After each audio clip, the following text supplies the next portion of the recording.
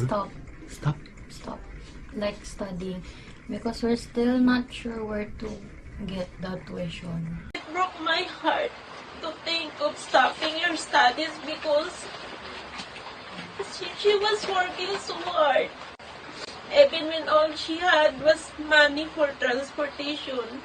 The whole day at school, she would rather endure the hunger as long as she could attend her class. He brought us such a big surprise.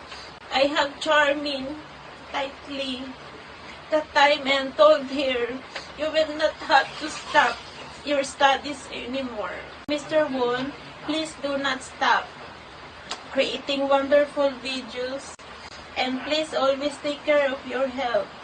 For all the kindness you have shown to our family, we will never forget it.